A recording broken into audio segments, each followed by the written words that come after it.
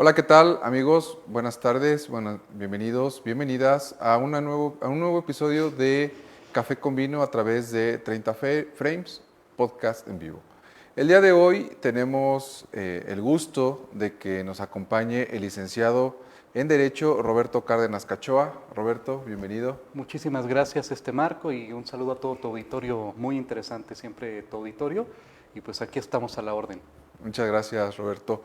Bueno, para que conozcan un poco del licenciado Roberto, Robert, como yo lo llamo de cariño, él es pues, licenciado en Derecho, es profesor universitario de Filosofía del Derecho, es escritor y columnista en el semanario Bitácora de Querétaro, con la sección de Ágora Existencial y en contexto con Carlos Mondragón. Es un promotor de la cultura y es un difusor de la lectura aquí en San Juan.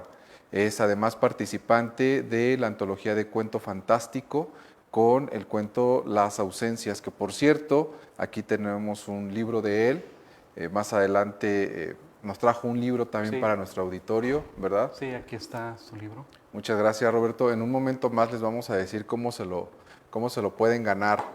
Y bueno, pues Robert, bienvenido al tema del día de hoy, que es política y democracia. Polémico e interesante. Un tema difícil, ¿no? Sobre Claro, por todo completo. porque de repente aquí nos dicen, nunca hables de tres cosas, política, fútbol y religión. Y Claro creo que que sí. son de las cosas que más platicamos. Así es, por naturaleza humana, siempre nos gusta la polémica, nos gusta conocer y siempre tenemos esa idea psicológica de que yo tengo la razón y yo te expongo mi idea y tienes que ser esa, ¿no? Tiene que ser esa idea, la imposición, ¿no? Exacto. Y bueno, Robert, para empezar, política y democracia en México. Vámonos con la parte de la política, porque de repente estamos hablando de política, estamos hablando de democracia, son dos términos que se emparejan en algún Claro. momento, pero que son cosas completamente distintas. Pues obviamente, como tú lo comentas, pueden adecuarse, tienen relación, pero son elementos totalmente independientes en su trabajo, en su acción y en su aplicación.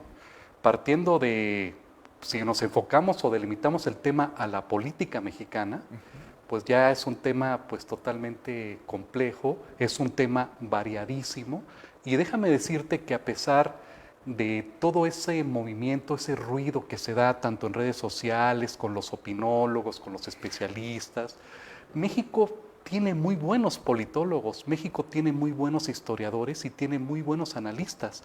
Lo malo que no son los grandes analistas populares, los youtubers o los grandes así que son súper conocidos. Pero si uno le busca, si uno está adentrado en la investigación, vas a encontrarte investigaciones bien respaldadas para poder entender ese mecanismo, ese laberinto, esa telaraña que es la política y la política mexicana. Obviamente tenemos que entender, nos encontramos ya en el año 2021, ya estamos cerca de cumplir los 200 años de independencia como lo que es México independiente, Claro. pero obviamente tenemos que ver que los efectos, lo que estamos viviendo actualmente en México, no es de generación espontánea, no sucedió ayer, no empezó en el 2018 con la última elección, sino que estamos viendo los efectos de un trabajo que si nos metemos a un estricto sentido, a una visión con rigor, está desde antes del México independiente, Claro. en nuestra naturaleza, en nuestra idiosincrasia y en nuestra afición, ahora sí que fusión cultural. Claro, y que era algo que, bueno, para todo nuestro auditorio era algo que platicábamos antes de iniciar el Ajá. programa, ¿no? Esta parte de cómo se gesta México desde la independencia. Claro. Es decir, sí estamos hablando de que vamos a cumplir 200 años de independencia, pero Ujú. hay una verdadera independencia política, hay una verdadera independencia como país. Digo, hablando de la gestación de México, ¿no? ¿Cómo podemos entender esta parte de la política mexicana que, como lo mencionas, bueno, podemos leer investigaciones muy bien fundamentadas, pero luego vamos a la calle y qué sucede, ¿no? Fíjate, la misma pregunta que tú me haces ya es preocupante. ¿Cómo cuestionarnos a 200 años de la independencia si realmente México es un país independiente? Ahí ya partiendo de esa Ajá, pregunta, ¿no? claro. Yo podemos aquí abrir la pregunta a tu auditorio si realmente México es independiente. desde sus inicios. Obviamente se habla a 1821, cuando ya oficialmente México logra, por de jure, por cuestión ya legal, los tratados de Córdoba, las firmas, se da la independencia. Pero hay que entender qué sucedió en el momento que México llegó a ser independiente, quiénes eran nuestros, ahora sí que los primeros mexicanos, qué pensaban, cuál era su ideología, cuáles eran sus disputas, cuáles eran sus pensamientos. Marco, yo te pregunto, ¿sabemos realmente cuáles eran los objetivos y cuáles eran la idea?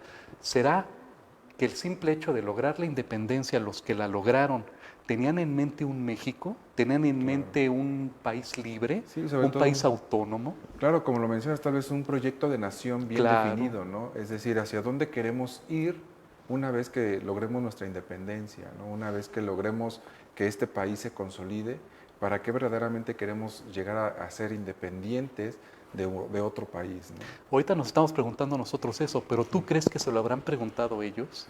Es decir, comparamos con el norte, con los Estados Unidos. Obviamente sabemos que cuando se logró la independencia de los Estados Unidos, los visionarios que estuvieron ahí ya tenían una idea, ya veían a su nación en el proyecto futuro, estamos de acuerdo en esa parte. Lo que nosotros padecemos como mexicanos es que, punto número uno, la coyuntura que se dio no solo en México, sino a nivel de todas las colonias que hubo en Hispanoamérica, en Latinoamérica, pues aprovecharon la coyuntura de la invasión francesa a España, que hubo una situación ahí de dificultad, se fueron aprovechando. Ahora lo que se hace es se han hecho chistes. ¿Quién realmente hizo la independencia?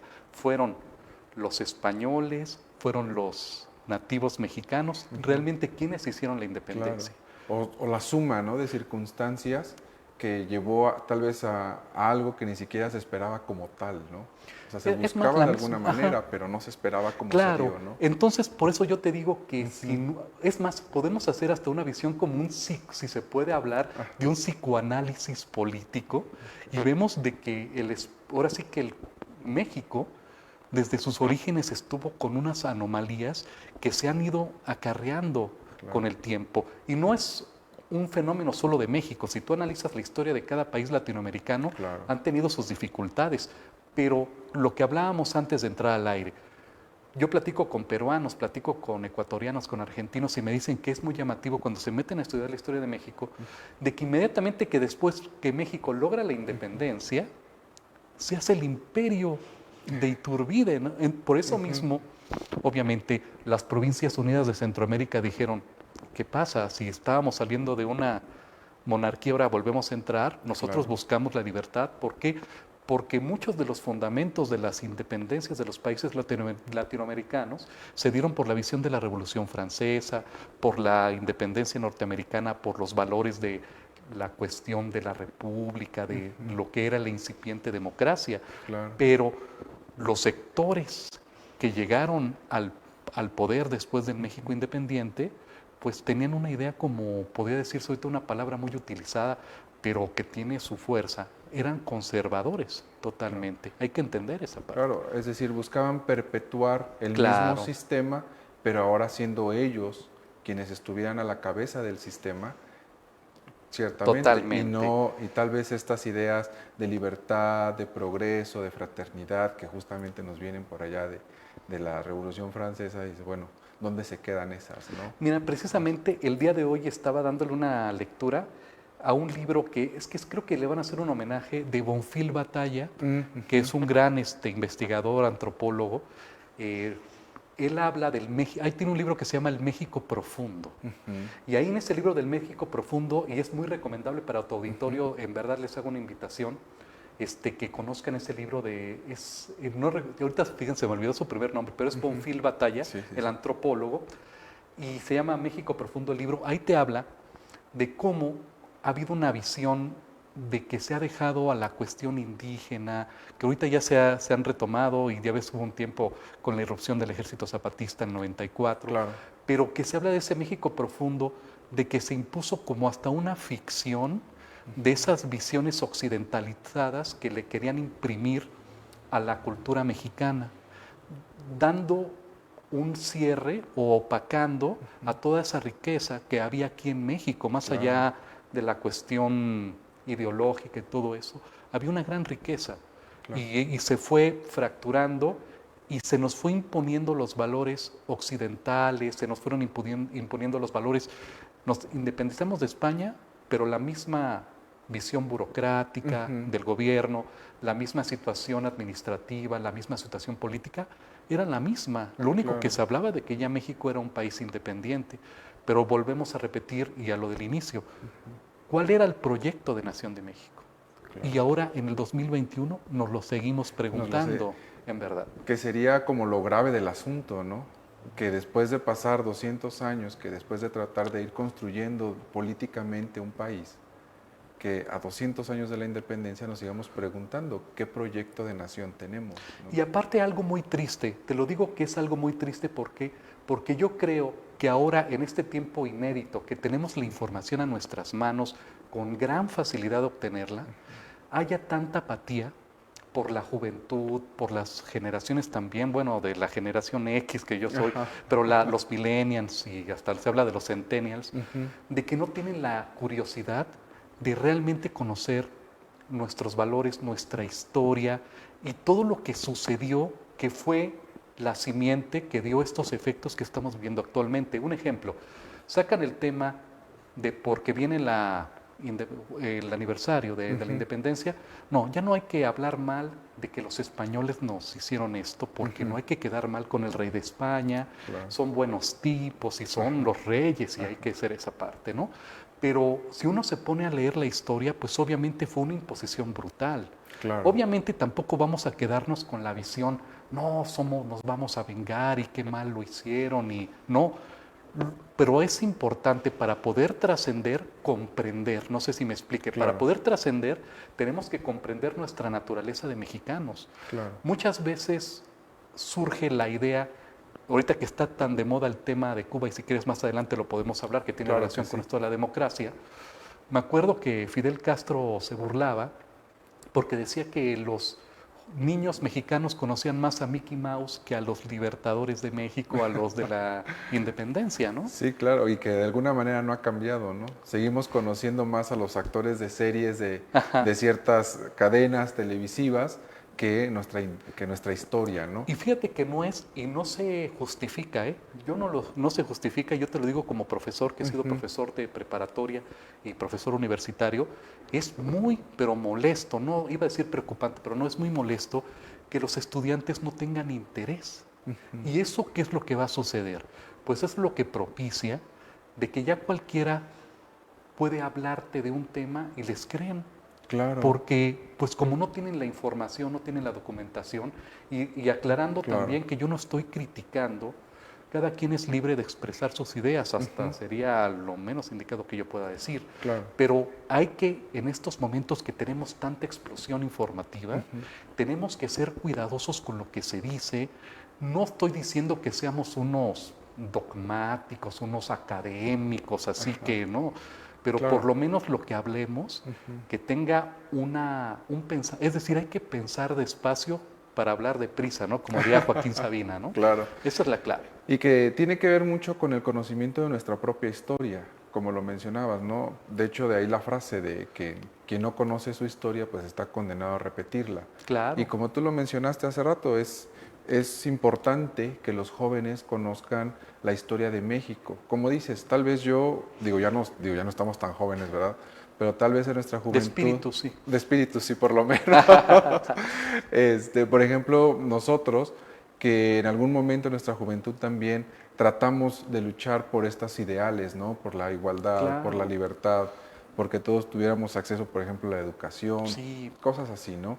Pero la pregunta es, yo no me puedo posicionar en un lugar que no me corresponde, ¿no? En esta parte, pero ¿cómo voy a saber el lugar que me corresponde en este México actual si no conozco la historia de cómo fue que yo llegué a este momento, ¿no? Es fundamental. Lo que tú comentas es la piedra angular para podernos entender, para dejar a un lado la famosa polarización, la visión de que tú quieres expresarte en redes sociales, tanto en Facebook, en Twitter, y te empiezan a vapulear porque ellos la gente se siente, obviamente es una naturaleza humana quererse sentir poseedor de la razón, pero está bien, pero que sea fundamentada, que sea explicable y que sea también, hay que aprender a ser críticos. Tú que eres formación de filosofía, yo que imparto la materia de filosofía, que es algo esencial. Qué triste que hubo un momento en que se estaba sacando de los temarios de preparatoria, de universidad, la filosofía se tiene que retomar y se tiene que profundizar.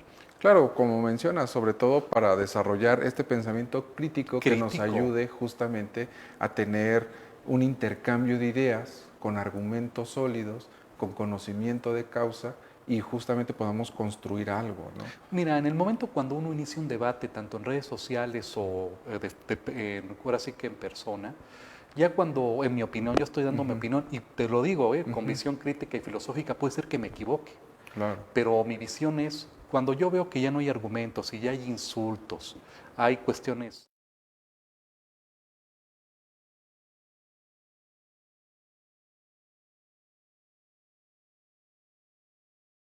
teoría, mi idea que tenía, me la tiren, porque eso es aprender, no sé si me explico,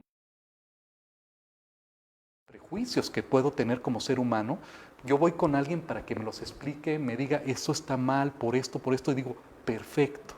Ahorita en estos momentos es muy difícil, una afirmación muy difícil de decirle a la gente es, estoy de acuerdo y tienes la razón. Muy pocas personas vas a encontrarte que te lo digan en un debate. Claro. Tienes razón.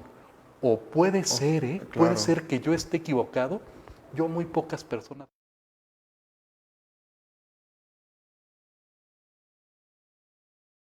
Siempre debatir, se busca siempre ganar, se busca siempre estar del lado de la razón. Y hay un problema también en el debate y en la expresión de las ideas, el tomarse las cosas personales. Exacto. Es decir, por expresar una idea, es más, ahorita en el ejemplo, hablando de la política, la democracia, lo que vivimos en el México del siglo XXI, que este México del siglo XXI polarizado es un efecto de lo que ha sucedido desde los orígenes de México. La polarización no empezó en el 2018, la polarización no empezó en esta última elección y la polarización no empezó hace 20 años. La polarización existe y muchas veces estaba oculta, pero estaba. Solo que ahora se empieza a visualizar, pero siempre ha estado ahí, ¿no? Claro. Y justo ahora que retomas este punto de la polarización y la democracia y la política en México, que tiene que ver con los debates, que tiene que ver con el que muchas veces lo tomamos personal, y que muchas veces también sucede que el hecho de que yo no esté de acuerdo con tu idea significa que ya estoy en tu contra, ¿no? Es decir, Roberto tiene una idea, yo tengo una idea distinta y muchas personas dicen, no, es que ya estás en contra. O me ha sucedido, hablando de política, no se te ha sucedido a ti, que empiezas a platicar con alguien y dices, bueno, yo no estoy de acuerdo con ciertas políticas públicas y te dicen, no, entonces estás en contra. Y dices, a ver, no es que esté en contra de alguien, simple y sencillamente yo no estoy de acuerdo con ciertas políticas y tengo mis fundamentos, ¿no? Ahí está la clave. Y tengo mis fundamentos. No es porque me lo dijo Chumel o porque me lo dijeron acá, ¿no? Tengo mis fundamentos. Y fueron unos fundamentos que se basan en una investigación. Es que es triste de que hay tantos en los así se pone la tele con mayúsculas, ¿no? Los intelectuales que hay aquí en México, de que, ¿no? De todos los que salen en la televisión y que pontifican, ¿no? La UNAM, muchas universidades, la UAC, tantas universidades que tienen investigadores, historiadores, sociólogos, politólogos, psicólogos, y no los conocen, no conocen sus teorías. Esos son los que tienen que estar brillando en el debate público. No sé si me estoy dando a entender de que esas voces son las que tienen que estar alentando a la sociedad para que se documente, para que se motive. Te lo vuelvo a repetir lo que hace rato te comentaba. Nunca como ahora, yo se los digo a mis alumnas, tenemos a nuestra mano tanta información, pero nos alejamos, no nos interesa. Obviamente se hablaba, estamos en la sociedad de la información, pero no en la sociedad del conocimiento.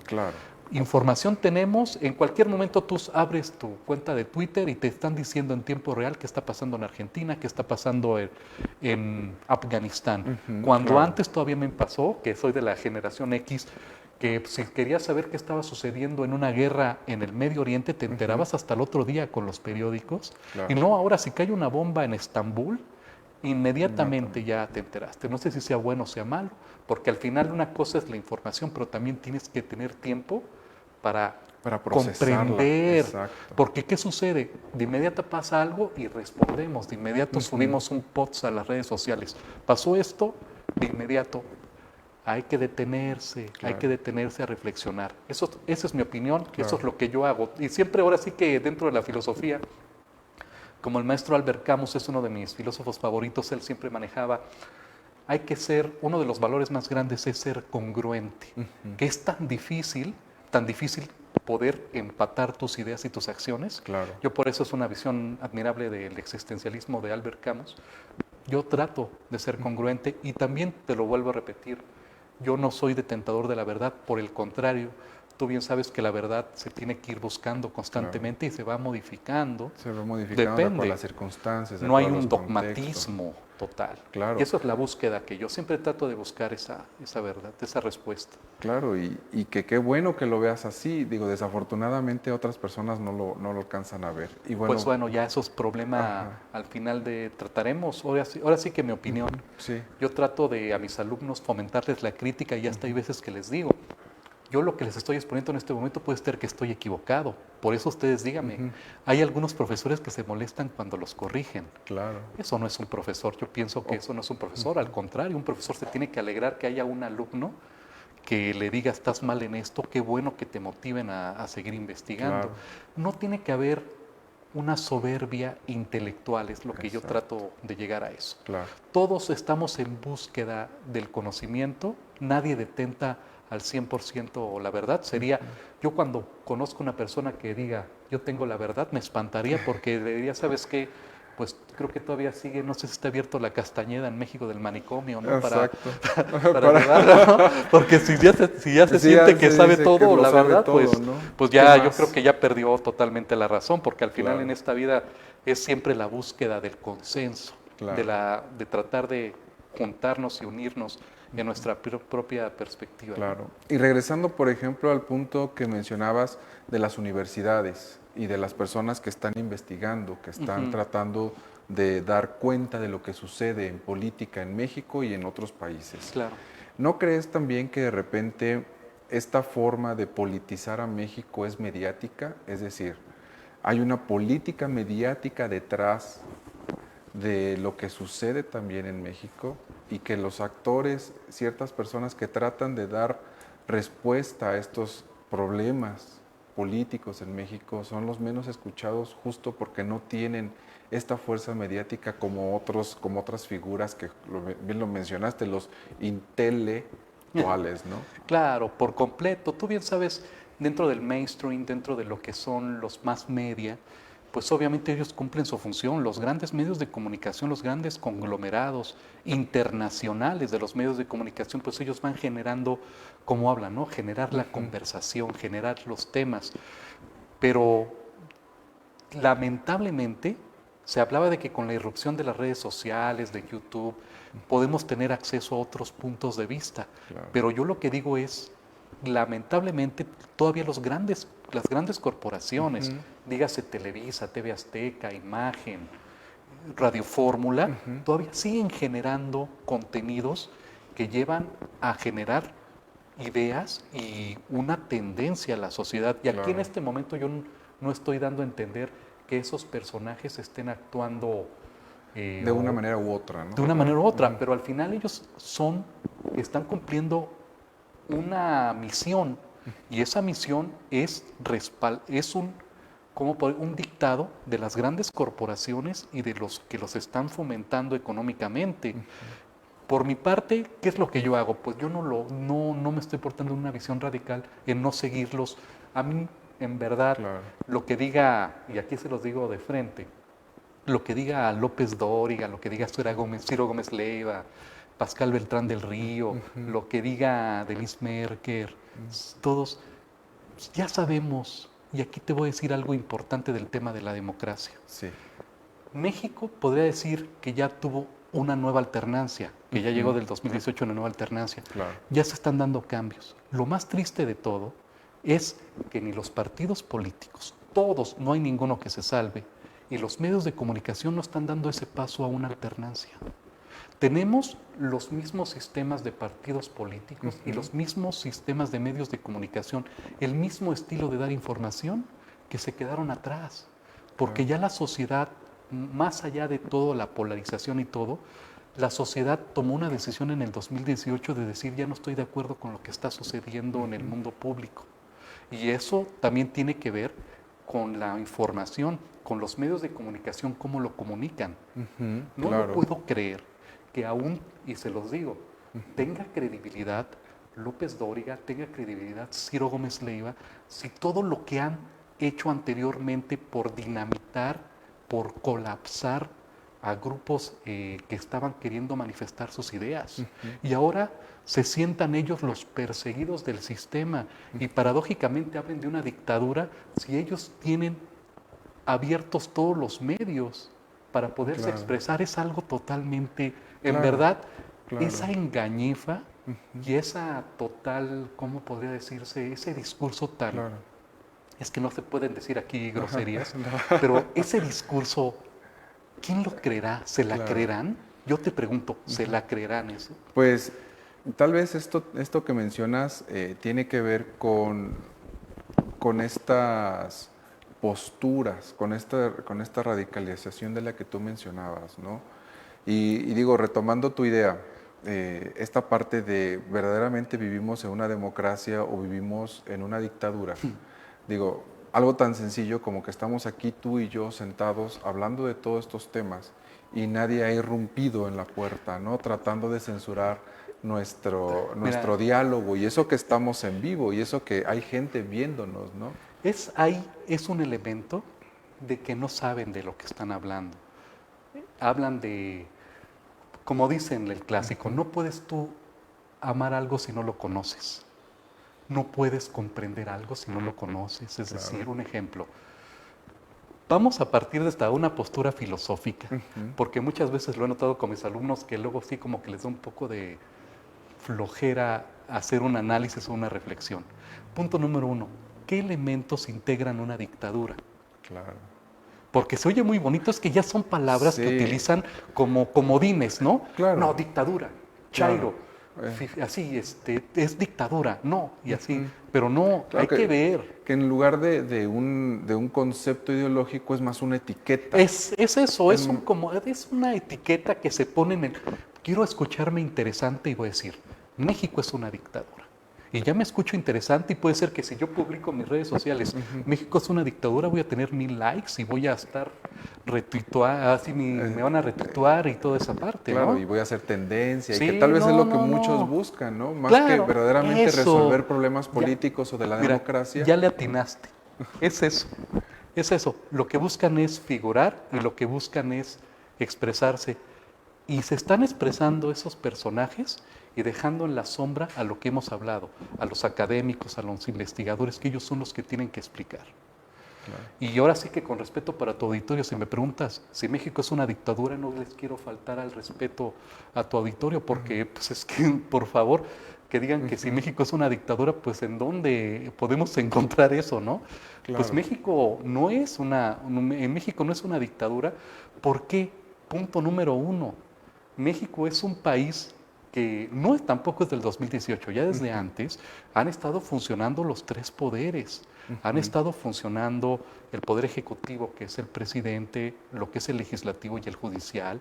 También están contrapesos, factores reales de poder, que están en convergencia, están totalmente en ese dinamismo. Claro. Bueno, tanto como el hecho de que hay libre mercado. Hay libre tránsito en todo el país. Claro, México es una dictadura que es el socio comercial de la zona más importante de comercio en el mundo, que es el Tratado de Libre Comercio, ¿no? El TEMEX, que es ahora. Somos tan dictadura de que hay más de... ¿Cuántos medios de comunicación hay? Claro. ¿Y cuántos líderes de esos medios de comunicación dicen que los están censurando, pero están en todos lados hablando. Claro, claro. Entonces, por ejemplo, tú podrías decir, México no es una dictadura, porque simple y sencillamente tenemos todos estos elementos de libre expresión. El hecho de que alguien tenga una opinión diferente a la mía no implica que me estén censurando, simple y Claro. sencillamente implica que piensa diferente a mí, ¿no? Ahora, yo lo que pregunto, si nos vamos ahí desde una visión legal, vámonos a los hechos. Un ejemplo de censura que ha habido últimamente en México. No se me viene a la mente alguno en este momento. Pues no hay. Es decir, es que por eso yo lo que te digo es más, y aquí no vamos a defender gobiernos, porque lo que menos tenemos que hacer es defender gobiernos. Los gobiernos son los que te tienen que ellos defender, porque al Sí, final sus acciones al final del día son las que tienen que hablar Claro. por ellos y no nosotros como no hay personas, mayor ¿no? libertad en un ser humano que no formar parte de un partido político y ni estar inmiscuido en alguna de esas situaciones. Eso te da un poco de visión más abierta, ¿no? Porque obviamente si tú hablas con un panista, con uno de Morena, con uno del PRI, ellos van a dar su versión y van a tratar de defender su visión. Y es respetable, pues por eso es la democracia. Claro. Cada quien lo va a expresar. Ahora, lo que yo me pregunto, ¿qué tiene relación con la dictadura? En una dictadura no existe la democracia. Ahora la pregunta es, recordando, y nos metemos a la visión sociológica, biológica y filosófica. Yo pregunto, ¿el ser humano es perfecto? Pues ahí habría alguien que pudiera decir que sí, habrá alguien que pudiera decir que no. Claro, ahora la Habrá. pregunta es, desde sus orígenes, ¿la democracia es perfecta? Pues si partimos del hecho de que el ser humano puede no ser perfecto Claro. y la democracia es producto de las acciones del ser humano, Ahí está la clave. Y qué bueno. ¿Por qué? Porque si fuera perfecta, pues ya estaría como algo monolítico que no tendría que cambiar. inamovible, ¿no? Claro, es un ejemplo y puede ser, no sé si me esté adelantando lo que podemos hablar, pero la democracia, todos piensan que la democracia es un altar y que la vamos a adorar solamente en el momento de la elección que depositamos nuestro voto en la urna. Claro. Como diría el gran José Saramago, que la democracia, piensa mucha gente que la democracia es solamente depositar tu voto en la urna. No, la democracia es, el voto en la urna es el punto de partida de la democracia. Es triste de que muchas personas en este país que se dice que es una dictadura, son ciudadanos y no saben su papel, el poder que tienen los ciudadanos. Y te lo digo como desde la perspectiva del derecho constitucional, de la ciencia política como abogado. ¿Por qué se le habla del primer mandatario, se le dice al presidente el primer mandatario? Pues porque debe de haber un segundo o un No, tercero, ¿no? porque el mandante es el pueblo y el mandatario es el que tiene que responderle al mandante, que es el pueblo. Ya. El pueblo, la ciudadanía. Y digo ciudadanía porque ahorita ya hay mucha gente que no le gusta que se mencione pueblo, porque se dice muy Sí, comunista, ¿no? muy comunista, Sí, muy exacto. comunista. Mejor vamos a decir No, para no, que no se no, enoje bueno. la gente que del comunismo. La ciudadanía. La ciudadanía. La ciudadanía. La ciudadanía, ¿no? Ajá. Entonces, ahí está. Una democracia se perfecciona entre más el ciudadano esté preparado y sepa sus derechos. Porque la democracia no es un templo solamente ahí monolítico, esa piedra inamovible. No, se va a enriquecer de la agrupación de los ciudadanos que conozcan sus derechos y sus obligaciones. Claro. Y fíjate, ahora que empezaste a tocar este punto de la democracia como tal, yo por ahí leí alguna vez en algún artículo lo que es la democracia ignorante. No sé si has escuchado tú este término. La democracia ignorante, porque digo, tú lo mencionaste, ¿no? Entre más preparados, entre más conocimientos tenga la ciudadanía, por un lado de sus derechos, por otro lado de sus obligaciones, es decir, qué podemos hacer y qué no, hasta dónde podemos participar, hasta dónde no, cuál es nuestro rol como ciudadano después de ir a votar, qué tenemos que hacer.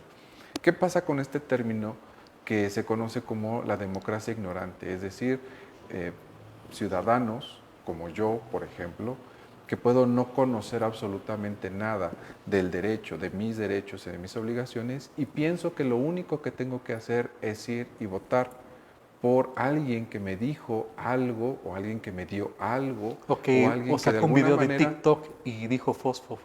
Exactamente, ¿no? Es decir, sucumbo ante el marketing político de un personaje específico, yo sin conocimiento, y por lo tanto voy y emito mi voto en total ignorancia política y de todos los derechos que me corresponden en esta democracia participativa. ¿Podrías platicarnos un poco esta perspectiva? Claro, es más, mira, deja comentarte que hace poco hice una publicación de que ya el espectáculo, el entretenimiento se apropió de la democracia. No sé si vaya por ese camino, pero te explico de que ya lo llamativo, lo entretenido, vamos a hacer que la democracia sea algo entretenido, que sea un debate entretenido y que, mira, qué interesante este político que está bailando y que está agarrando un perrito y se dice animalista. Oh, qué padre, qué cool se ve. Pero no, Claro. ahí sí para que veas se va a escuchar medio extraño, pero esa democracia se vuelve la dictadura de la imbecilidad, la dictadura de los imbéciles. ¿Por qué? Porque, ¿por quién estás votando? ¿Por ese payaso que se pone a bailar o esa chica que agarra el perrito y dice, yo soy animalista, y luego ahorita que está mal utilizado, porque déjame decirte, yo respeto a las mujeres, respeto el movimiento del feminismo, pero yo no respeto a la gente que se apropia de ese movimiento feminista para la cuestión política. Es más, el feminismo está bien y las mismas feministas, las que son verdaderamente documentadas, luchadoras sociales del feminismo, ellas no aceptan que ningún politiquillo las utilice su movimiento para respaldarse en su actividad política. Claro. Yo estoy en total desacuerdo que el feminismo, que el animalismo, que el ecologismo sean utilizados por los politiquillos. Digo politiquillos porque realmente últimamente no he visto a alguien que tenga nivel de político. Es decir, por eso les digo, pues, porque al final están jugando empresarios, líderes que salen de no sé dónde y se sienten ya con la posibilidad de estar liderando un espacio, un grupo social, pero no. Entonces, contestándote para no hacer muy larga la respuesta, eso está dándole una metástasis a la democracia, lo que está sucediendo. Porque la democracia se tiene que nutrir de conocimiento, de civilizar. Es más, el objetivo que se da en México, no nos vamos a otros países, en México, los partidos políticos no solamente es para que sea una franquicia, para que cualquier persona se vaya a candidatear para un cargo público. Un partido político tiene la obligación de generar grupos de educación para estar formando cívicamente a los ciudadanos y, entre comillas, que no lo veo en la actualidad, formen a sus representantes políticos. Pero no solamente últimamente los partidos políticos fungen como esa franquicia para que tengan acceso por medio del artículo 41 de la Constitución, que dice que es la única forma de acceder a un cargo público, también por candidaturas independientes, que te ponen una serie de obstáculos, digamos, brutales, ¿no? Pero yo por eso digo que estamos en una situación que no avanzamos y tenemos, en primer lugar, de toda esta vorágine de cuestiones, tenemos que detenernos a reflexionar, parar ahorita todo este bombardeo de información, bombardeo de acciones, y detenernos y empezar a reflexionar realmente cuál es el papel de los partidos políticos, cuál es el papel del ciudadano y cuál es el papel de toda la estructura política ¿o será que les conviene a ellos que estemos en esa, como tú comentas, democracia ignorante? ¿Crees que sea conveniente para ellos? Pues aquí la pregunta sería qué tan conveniente es para nosotros como país. Y fíjate, hacia allá iba yo a preguntarte algo, porque digo, nosotros afortunadamente hemos tenido acceso a la educación, tenemos acceso a internet, tenemos acceso a la información, a los libros, pero ¿qué pasa, por ejemplo, con cierta parte de la ciudadanía que desafortunadamente no tiene acceso a la información? Por ejemplo, bueno, no tiene acceso ni siquiera a los servicios básicos y que también van y emiten su voto. Es un ciudadano, ese al que me estás definiendo es un ciudadano precario que por lo tanto no tiene la capacidad para poder decidir, así fríamente te lo digo. Obviamente que la democracia, un Estado democrático, le da autorización y le da libertad de votar y ser votado. Pero, ¿qué está procurando o qué está haciendo el gobierno, el Estado, para garantizarle porque una cosa son los derechos, pero también hay que garantizar esos derechos. Se dice muy bonito en la Constitución que todos tenemos derecho a la educación, sí, Claro. pero ¿cómo el Estado garantiza ese derecho a la educación? Me mencionas a la mayoría de los mexicanos que tienen que trabajar de sol a sol, estando transportándose horas. Un ejemplo, en la Ciudad de México hay gente que sale desde la madrugada y llega a su casa al anochecer, perdiendo horas de su vida en el transporte, y más ahora de que los transportes, ya ves que no hay mucha seguridad, tanto en su aspecto funcional como en el aspecto de la inseguridad, que puedan ser asaltados. Claro. ¿Crees que esa persona está concentrada realmente para poder definir su voto? ¿Crees que una persona que carezca de sus satisfactores mínimos puede estar concentrada para poder elegir? ¿Y crees también que esa persona con esos satisfactores mínimos y esa posibilidad de discernimiento, de entendimiento de la democracia, si se le llega a cualquier tipejo y le da 200 pesos y le dice tienes que votar por esta persona, pues bienvenido, vengan los 200 pesos y adelante? Claro, porque hay ciertas prioridades para ellos, ¿no? Por Más que completo. estar Ellos no les leyendo va a el periódico, interesar. más que estar Sí. leyendo las noticias, los tweets, más que estar leyendo algún libro, Y ¿no? también hay O que sea, aclarar algo, Marco. La república de Twitter y de Facebook son unos millones, pero México tiene más, ¿cuántos pobladores? Más de 90, 100 millones de habitantes. sí, sí. ¿Cuántos son los que forman parte de la república de Twitter? Hay personajes que creen que porque son expolíticos que ya estaban totalmente mandados al ostracismo, que gracias a Twitter otra vez están vivos. A ver, yo les pregunto a tu auditorio, ¿qué? Bueno, tampoco otra vez te digo, no se pueden decir groserías, pero ¿qué tit le interesa a la gente que opine Vicente Fox? ¿Qué tit le interesa a la gente que opine Felipe Calderón? Si en lugar de estar opinando deberían de ofrecer disculpas de todo lo que hicieron en su momento, que tuvieron la oportunidad de poder hacer algo por México. Y yo no estoy aquí haciendo invenciones ni cuestiones ideológicas. Vámonos a la frialdad de su a los historial. números, digamos, Claro, ¿no? aquí más allá de afinidades y de filias y fobias, porque ahí luego, cuando empieza uno a hablar de eso, te empiezan a bombardear. No, es que tú eres un chairo, tú eres una persona que odia y todo eso. Si no, le entran al debate de que se vayan a frialdad de los números y luego te lo regresan. No, es que en el gobierno actual, no estoy hablando del gobierno actual, yo estoy hablando de en su gobierno, ellos tuvieron la oportunidad. Un ejemplo, Vicente Fox tuvo un bono democrático brutal. En el 2000 toda la gente le creía de que pudo haber logrado. ¿Y qué sucedió? Yo les invito a los millennials, a los centennials que investiguen. ¿Quién fue Vicente Fox en su gobierno? ¿Quién fue Marta Sagún? ¿Quién fueron sus hijos de Marta Sagún? Y que lo que Ahorita mencionas... ven a un viejito de charachero que empieza a montar madres. Pero no.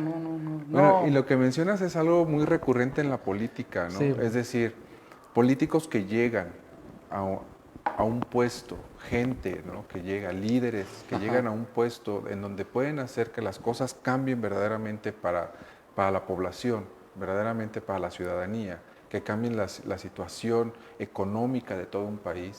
¿Y qué sucede? ¿Qué hacen entonces, no? Mira, yo lo que pienso, y también retomando, si se puede, retomando lo que habías mencionado de la democracia, ignorante, yo pienso, y me voy a escuchar un poco idealista, hasta sacado de tono, de que mientras la democracia mexicana, dejando a un lado los otros países, vamos a enfocarnos, si mientras en la democracia mexicana, para poder acceder a un cargo público necesitas de dinero, necesitas invertir para tu campaña, necesitas dinero, un padrino, necesitas apoyo económico. Y obviamente, ante la necesidad de apoyo económico, ¿qué sucede? Pues entran los grupos de la delincuencia organizada que tienen la liquidez de decirte y te ponen en la mesa, aquí está, aquí te pongo el dinero, ¿cuánto necesitas? Y te lo ponen. En lugar de andar ahí con el bote ahí boteando que te den 10 pesos, no. La delincuencia organizada, los grupos económicos, las farmacéuticas, los medios de comunicación, las energéticas, las petroleras, ellas no te van a botear y te van a echar 10 pesos, te dicen, ¿cuánto quieres? Aquí lo tenemos. Claro. Mientras la democracia esté vulnerable, porque no haya una verdadera visión de una auditoría de los dineros que llegan. Claro. De Una todo. transparencia. Una vaya, transparencia real, porque lamentablemente se los digo, no sé si falle, tú dime, porque puede ser que mi idea sea fallida. Pero aquí cualquier personaje con dinero ya puede llegar a obtener un cargo público. ¿Es verdad o estoy fallando? No es con dinero, no tienes que tener un discurso, no tienes que tener conocimiento, no tienes que tener un amor a tu municipio, a tu estado, a tu país, sino solamente teniendo dinero ya puedes ocupar un cargo público. Es Bueno, por el sistema ajá, por el democrático sistema que existe, democrático, por, ¿no? ajá, por la Como lo forma de acceder al mencionaste, poder, ¿no? Ajá. exactamente. Sí, como lo mencionaste, por ejemplo, estas campañas de marketing político, que incluso lo dijiste, ¿no? Y que yo te iba a preguntar, por ejemplo, las campañas políticas hoy en día, ¿cómo se hacen? Personas que salen a cantar, personas que salen bailando, ¿no? Digo, hace poco vi a ciertos candidatos bailando música popular mexicana cuando ellos viven pues no en una condición así, digo, en una cultura como tal, ¿no? Que vienen de otra cultura y que de repente se enfrascan en estos juegos o en este marketing político, pues para querer llegar a ciertos sectores, ¿no? Llamar la atención de gente que está totalmente despolitizada y que lo único que les interesa es lo llamativo, el entretenimiento, y de esa forma se logra con un bailecito, Es más, un ejemplo, si que para que más adelante también vemos, porque mucho tiene que ver de México lo de Latinoamérica.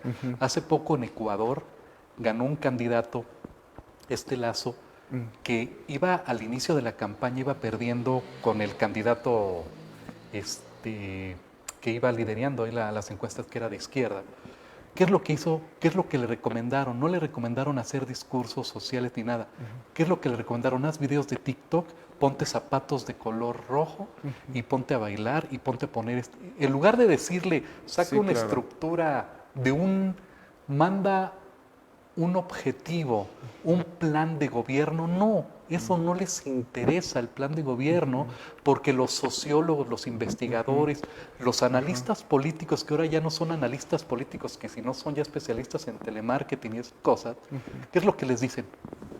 Haz esto, ponte a bailar, ponte unos zapatos rojos, ponte a hacer videos de TikTok y todo eso, y con eso ya vas a tener al electorado, un electorado ignorante que no le interesa la política y que lo único que le interesa es que llama la atención y decir, ah, mira qué bonitos zapatos tiene, qué bonito baila. No le interesa, ah, qué buenas ideas tiene, eso no lo van a estar llevando. Y eso lo que está pasando es que está degradando la democracia, está degradando y nos puede convertirse en una dictadura. En la Claro. dictadura de los idiotas. En la dictadura de la desinformación, ¿no? En Claro, la total. dictadura en ¿Y qué donde... crees? Y no estamos aquí hablando de una visión conspiranoica. Está documentado que los grandes sectores económicos, y aquí vamos a partir de algo que es muy interesante, Marco, y eso me vino a la mente desde que me pusiste este tema de democracia y política. Sí, Ro. Los presidentes de los países, no estoy develando el hilo negro, no Ajá. estoy exponiendo mi idea, acá para que todo esté en suspenso. Los presidentes de los países solamente tienen el poder de gobierno. Los que realmente gobiernan es el poder económico, los grandes conglomerados, los que financian las campañas. Si nos vamos a temas específicos, es más, hasta nos faltaría el tiempo de hablarlo, pero si nos vamos a temas relacionados, cómo influyen esos poderes económicos transnacionales en un país, es totalmente brutal. Y aquí les recuerdo, el presidente de México tiene el poder público de gobierno y un poco limitado, porque tú bien sabes que hay 3 poderes, más allá que se diga de una dictadura, ¿no? Claro. Pero el poder económico lo detentan otros. Y lamentablemente el poder económico en una balanza puede tener más poder ahora que el gobierno. Tú dime, Marco, y yo te lo pregunto a ti. ¿Tú qué piensas de esa idea que yo tengo? ¿Crees que del poder público que tenga el presidente y el poder económico que están atrás, tanto nacional como internacional, en una balanza, cómo ves ese poder? Pero lo que pasa es que el Estado, se puede decir así, ¿no? El Estado que tiene justamente sus poderes, y en este caso, pues el presidente y la Cámara Alta, la Cámara, todo lo que implica el Estado mexicano, pues genera de alguna manera las condiciones, como las reglas, ¿no? Hacia el interior y del interior hacia el exterior, ¿no? Ajá. Pero a final del día, quiénes son los generadores de la riqueza. Porque al final del día, y esto no es una idea mía, esto es una idea de un amigo, Claro, que claro. dice, al final del día el gobierno en realidad no produce nada. Así es. O sea, si nosotros, Solamente o sea, administra. exacto, o sea, si nosotros hablamos en términos económicos, ¿cuáles son las verdaderas empresas del gobierno? Hablando en empresas generadoras de la Bueno, riqueza, mira, ¿no? partiendo de que un gobierno detenta la riqueza por medio de los impuestos. Exacto, entonces en realidad no es un generador de la riqueza, Y eso viene sino que es un administrador. desde la antigüedad, desde los Exacto. reinos, desde la Edad Media, desde los sumerios, desde Y los... que regresamos al punto que tú mencionaste al inicio, ¿no? De cómo es que nace un país, cómo es que nace nuestro país México, con qué proyecto de nación. Y viene nuevamente la pregunta de qué pasa en política, qué pasa en democracia con la gente que le interesa más saber qué ropa utiliza un político o un líder que saber su plan de acción, ¿no? Hace mucho tiempo, igual te lo pregunto a ti, hace mucho tiempo platicaba con un amigo en algún momento y nosotros llegamos a la conclusión de que en México los ciudadanos tenemos un problema con los políticos. Porque los políticos, digo, tal vez Ujú. es algo, una idea tal vez que hemos escuchado en casa de los abuelos, ¿no? Ajá, Que mi abuela decía, prometer no empobrece, el cumplir es lo que cuesta, ¿no? claro. Y que todos los políticos prometen y dicen, vamos a hacer esto y yo les prometo que, y una vez que yo llegue verán que todo va a cambiar. Pero la pregunta, y esa es la conclusión a la que llegamos mi amigo y yo, es que nosotros como ciudadanos nunca les preguntamos, ok, tú me estás prometiendo esto, pero punto número uno, ¿cómo lo vas a hacer? Punto número dos, ¿cuándo? Y punto número tres, ¿de dónde vas a obtener los recursos para eso que estás diciendo que vas a hacer? Es que es muy bonito prometer. Es muy bonito decir que va a haber esto, que va a haber, vamos a construir estos caminos, pero ¿de dónde lo vas a fundamentar? Y más cuando muchos gobiernos, por cuestión, ahora sí, de imagen, no les gusta cobrar impuestos, no se arriesgan a hacer una reforma fiscal, no les gusta aumentar cuando aumentan el predial saben que va a haber una reacción de la gente cuando se Claro, aumentan los impuestos. Saben que van a perder un poco de su popularidad, claro. pero hay muchas veces que los grandes políticos, ahora sí que se les Ujú, diga políticos, asumen esas responsabilidades porque al final hay un objetivo, ¿no? No es lo claro. mismo, y siempre se ponen de ejemplo los países nórdicos, Ujú. de que ahí sí se pagan grandes impuestos, pero la gente los paga porque los pagan los impuestos. Pues porque lo ven retribuidos, ¿no? En su cotidianidad. Claro. Es decir, no lo ven retribuidos en una promesa, sino que lo ven en los caminos, lo ves en la escuela de sus hijos, ¿no? Lo ven en las universidades públicas. Mira, es más un Lo... ejemplo. Ahorita hablan de la izquierda, de la derecha, de Cuba, de las dictaduras, del comunismo. Ujú, Y estaba leyendo un artículo que en Estados Unidos, ahorita la mayoría de la población, ahorita por la situación de esta calamidad de la pandemia, les está conviniendo más a ellos recibir apoyo del gobierno que estar trabajando.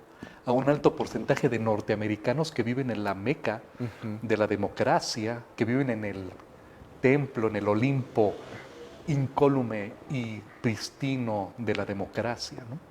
Y ellos están aprovechándose de esas cuestiones Claro. comunistas, de estas cuestiones socialistas, ¿no? Claro, de que bueno, mencionaste y tocaste ahorita un punto importante, izquierda, derecha, comunismo, Ajá. socialismo, capitalismo, Ujú. que Etiquetas que la son, gente le gusta poner para generar exacto, likes. exacto, ¿no? Y bueno, ¿qué piensas? ¿Sigue existiendo la izquierda y la derecha? Pues casi contestándote de que sigan existiendo, yo te contesto así. Sí, pero no de esa forma que se hablaba anteriormente. No es esa izquierda y derecha que se hablaba en la Revolución Francesa, esas grandes Ujú, asambleas que se ponían, el que se ponía a la izquierda del rey era el progresista, el que defendía, y el que estaba a la derecha era el que buscaba conservar esos valores, ¿no? O exacto. lo que habla Norberto Bobbio más Ujú, adelante, también de que una izquierda, derecha, centro, centro, izquierda. ujú, Aquí un chistorete para que no se aburren tanto el auditorio. En el último debate que hubo para candidatos a presidentes municipales en San Juan del Río, ujú, me acuerdo que la mayoría de los candidatos a presidentes municipales de San Juan del Río decían, yo sí soy de izquierda, ¿eh? Yo sí soy de izquierda. Y también lo veía en los candidatos para gobernador de Querétaro. Yo sí soy de izquierda, yo soy la verdadera izquierda. Y yo me preguntaba, ay caramba, ahora sí ya como que subió de nivel, ¿no? Sí, Todos quieren ser de izquierda, ¿no? claro. Y se ponían símbolos de apoyo a los gays y del feminismo y todo eso. Qué falta total de respeto. ¿Por qué?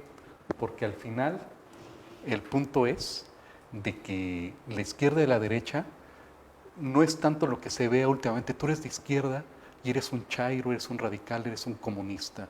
Y tú eres de derecha, eres un conservador y tú apoyas la cuestión de la libertad, pero solamente individual, Sí, ¿no? claro. Entonces, Sí, pero al no, final, contestándote la pregunta, hay una izquierda y una derecha, pero ya no es como antes, los valores se siguen preservando y te lo digo en concreto, para poder entender a nuestro país, ya más allá de toda la historia que tiene de México independiente de 200 años, yo os invito a tu auditorio que analicen el siglo XIX mexicano. En el siglo XIX mexicano ahí se forma lo que actualmente estamos viendo de esta disputa, liberales conservadores que dicen es que ya no hay liberales y conservadores, no, siempre ha habido grupos en pugna que están buscando sus objetivos. claro, y que, como lo mencionas, viendo la historia, pues sabemos de dónde parte cada uno de estos grupos, qué es lo que busca cada uno de manera individual o colectiva, pero digo, al final del día individual en grupo, o sea, este grupo solo busca el bienestar de su grupo, Claro. de sus, eh, bueno, de las personas que lo conforman, ¿no? Y Mira, como lo perdón, mencionas, mira, sí, antes de adelante, terminar, adelante. sabemos que el tiempo, el dios Crono siempre nos Sí, va comiendo. La cuestión es, antes de que termine esto, yo lo que quisiera a tu auditorio, porque es un gran auditorio el que tú tienes, es motivarlos a que se documenten, a que investiguen, a que traten de buscar las respuestas, no a lo fácil, detenerse a investigar y van a ver que la búsqueda del conocimiento es placentera, porque ya puedes decir, ah, mira, sí, va por este camino, va por este lado, y aclarando, nadie tiene la verdad, sino que la verdad se va construyendo paso a paso, ¿no? claro, y bueno, retomando la parte de la democracia, seguir siendo partícipes de la democracia, es decir, olvidarnos de solo ir a votar, ¿no? Porque justamente vamos, votamos Y y ya, nos ya, olvidamos, ¿no? Y después de 3 años, 6 años, decimos, ¿y dónde están los resultados? Cuando durante esos 3 años o 6 años pudimos como ciudadanos ir preguntar, mira, antes de que terminemos, perdón, adelante, por el Robert. tiempo, antes de que termine este programa, el 1 de agosto es un ejemplo de la democracia. La democracia no es una piedra, la democracia es un avance constante que se va construyendo. El 1 de agosto hay una consulta inédita en México porque viene apoyada por la Suprema Corte, viene apoyado por el Instituto Federal Electoral y viene apoyado por el Congreso. No es algo inventado que se sacaron de la manga. Por lo tanto, yo los invito a que vayan a participar en esta consulta el 1 de agosto, más allá de que es un galimatías la pregunta que autorizó, y aquí lo aclaro, lo autorizó la Suprema Corte, no lo hizo el gobierno, fue la Suprema Corte la que hizo ese galimatías, esa pregunta tan extraña Era que de de nuevo el The pregunta de... Economist se empieza a decir que fue una cantinfleada de Andrés Manuel López Obrador, Sí. pero no es así, fue de la cuestión misma de la Suprema Corte que puso que no se juzguen a los expresidentes, pero que es ahí que entran yo no es Sí, o ahí al que digo, al final, final tiene algo que ver con la legalidad, ¿no? pero el Con la ejemplo pregunta. es de que la democracia es eso, es flexibilizar. Esa es la primera consulta, vendrán otras más. Y lo importante es que no solamente en las elecciones hay que apoyar siempre la democracia. Ok. Bueno, Robert, pues yo te agradezco, de verdad, el que hayas aceptado la No, al invitación. contrario, esperemos. También tenía pensado ver si algún día nos tomamos un tiempo para hablar de política internacional, de Claro que ahorita sí. lo que sucede en el día de hoy. Ya van a proclamar al nuevo presidente del Perú, un país hermano de México. Pedro Castillo le ganó la hija de Fujimori. También una historia ahí a fondo, ¿no? Que se tiene que Claro. ver. Y Lo que que pasó en Cuba, lo que pasó y está y pasando, lo que ¿no? pasa en Colombia, que ahí no es muy No, bueno, mediático. que exacto, que no nos Y lo llegan que muchas pasó en cosas. Haití también, que se fraguó desde Miami, desde la capital de la derecha latinoamericana. Sí, entonces, pues nos quedan muchos temas, Robert. Yo de verdad te invito, bueno, antes que nada te agradezco que hayas aceptado la invitación y te invito posteriormente justamente a trabajar y platicar de estos temas. Claro, con Yo creo gusto, que pues nuestro es un placer auditorio, al final expresar mis ideas y que tu auditorio diga no está mal o no estoy de acuerdo con esto, pues es lo que buscamos. Y les digo, para tu auditorio, Claro. este libro es una antología que vienen grandes escritores que formé parte en esta antología. Está Alberto Chimal, Mauricio Montel Figueiras, está Sandra Becerril, también aquí hay sanjuanenses conocidos, Felipe Cabello, Omar Vázquez. Sí, es correcto. Y pues es un gran libro ahora sí que hablando de política y democracia, son de antología de cuento fantástico, hablando de política y democracia, la fantasía. Algo fantástico, ¿verdad? ¿no? Claro que sí, muchas gracias, y para Robert. tu auditorio, por eso alguien que tu auditorio no sé cómo participen, se lo damos. Sí, vamos y también a tenerlo presente en redes sociales. Claro a todo que nuestro sí. auditorio les comento. Aquí estamos, síganos en nuestras redes sociales para decirles cómo vamos a llevar a cabo esto. Pues muchas te gracias, agradezco Robert. mucho, Marco. Lástima que te digo, el tiempo es muy corto, pero hay muchas cosas que expresar. Claro. Te agradezco a tu auditorio, a todo, a tus compañeros, a nuestros amigos que en común tenemos, ¿no? Gracias. Pues muchas gracias a todos. Esto fue un episodio más de Café con Vino. Mi nombre es Marco Escamilla y los espero nuevamente el próximo lunes a las 5 de la tarde. Muchas gracias. Hasta luego.